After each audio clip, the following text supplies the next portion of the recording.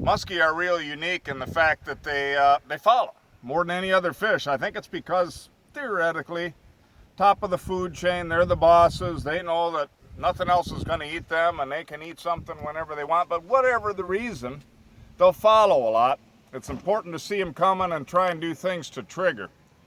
So one thing I always tell people, regardless of the lure, a question you need to ask yourself is when you see a muskie coming, do you know what you're going to do?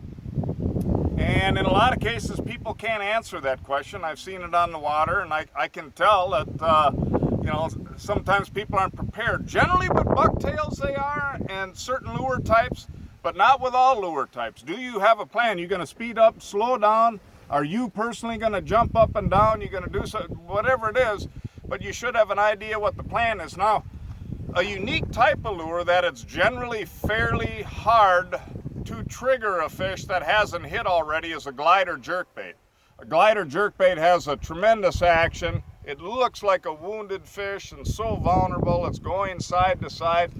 This is one of my favorites. It's actually a local bait made here in Hayward by a good buddy of mine, Daryl Nybauer, bit and tackle. It's called the Warlock.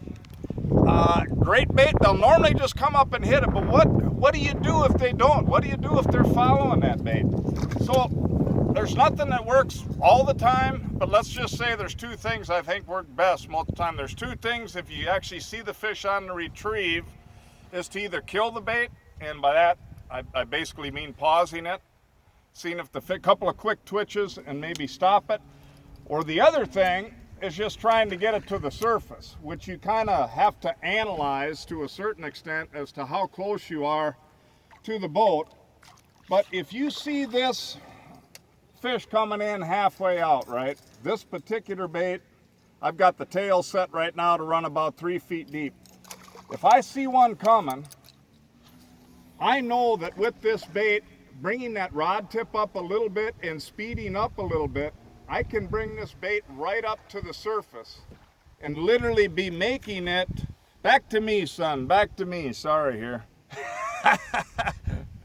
This poor kid, he's got to deal with his dad. But get the bait back up where it's splashing. It's like a glide side to side topwater now. So you're doing a combination of speeding up, and you want to get the back of that glider lure to break the surface of the water. A lot of times that'll really work.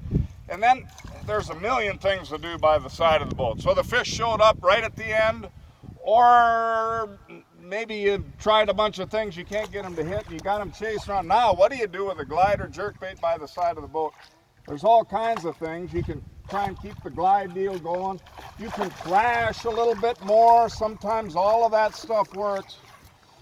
There's no necessarily right or wrong way, but one thing I have had work several times with a bait like this that sinks fairly fast is I'll just kill it and I'll literally let it drop. And sometimes, with this particular bait, to let it drop 4 or 5 feet, it'll take several seconds, but you just let it drop down. And if you're in shallower water and it's not weedy, let it drop right down to the bottom on the rocks and then just give it a twitch up. The idea is to get it to come darn near to the surface and hover there. It's amazing how often they'll just smack the bait there. But with this bait or any type of bait, have a plan of what you're going to do if you see a follow.